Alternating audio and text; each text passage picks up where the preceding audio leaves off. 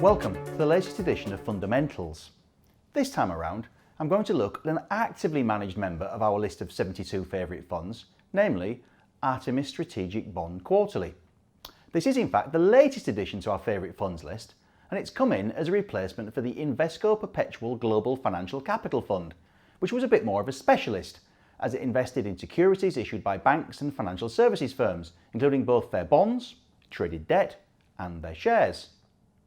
Now, as for the new inclusion, Artemis Strategic Bond, it seeks to deliver a combination of income and growth by investing in the fixed income or traded debt markets.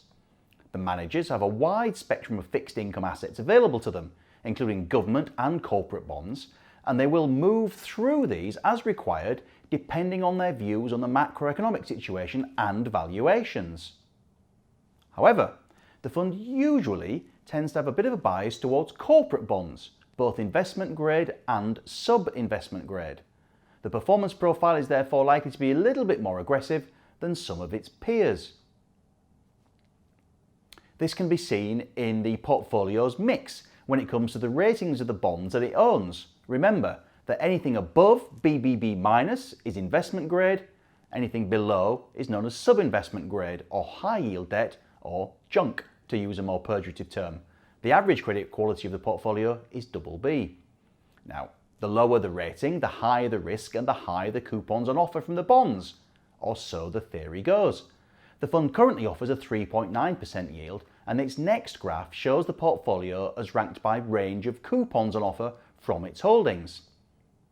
Now, the fund's got £1.2 billion in assets under management and a very broad portfolio of 113 bond holdings.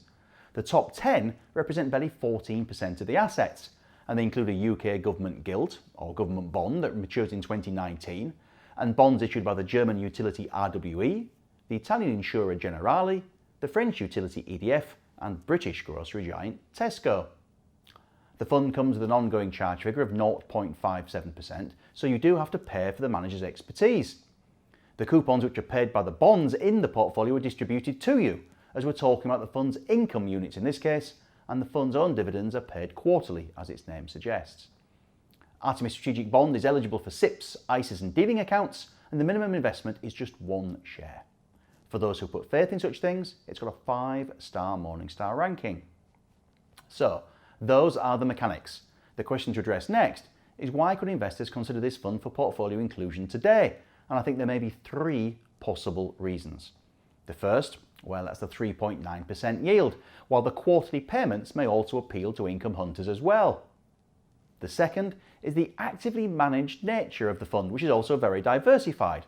Just like stocks, certain classes of bonds perform better during certain stages of the cycle. By managing the asset mix between government bonds, investment grade corporate debt and high yield corporate debt, the managers can supplement income with capital gains, or at least protect investors' money at certain stages of the cycle. The fund's got a very low effective duration, which measures the amount the price of its holdings will move relative to a change in interest rates.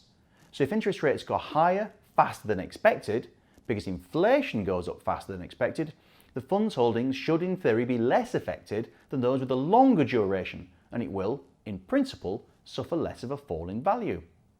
Third, the current market-wide worries over inflation rocketing, well, they could be misplaced. They've been wrong before, and there are some very strong deflationary forces still at work, such as record levels of global debt, terrible demographics in the West, as low birth rates mean the number of new workers and taxpayers looks set to slowly fall, automation, and the price-crushing powers of the internet.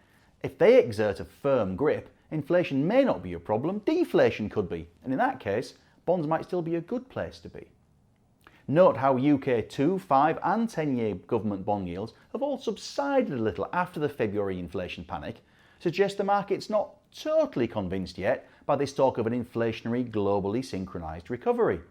But this is not to say that Artemis Strategic Bond Funds are right for all investors. This chart shows that the fund's value can go down as well as up, and anyone researching it will need to address 2 issues in particular. First, as we've already discussed, higher interest rates are an enemy of bonds because of duration. Bond yields usually rise as interest rates rise, so they can compete and keep attracting investors' cash. And as bond yields rise, bond prices fall, just like shares. and in bonds this is known as duration, which again works out how much a bond's price changes relative to a 1% move in interest rates. This is a big deal, as it might not take much of a price fall in a bond or bond fund to wipe out the benefits of the annual coupon or yield and more if things really move. At least with this fund, its holdings have a relatively short duration, so they should be less sensitive to interest rate moves.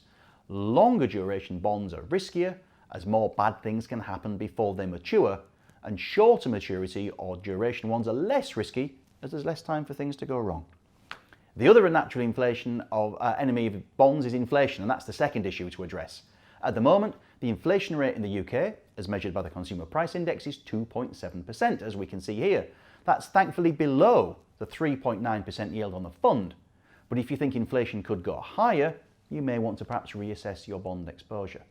What all of this goes to show is investors must therefore do their research on an Artemis strategic bond fund to make sure that it fits with their overall strategy, target returns, time horizon and appetite for risk before they put any capital to work. Thank you for watching, and I look forward to seeing you next time.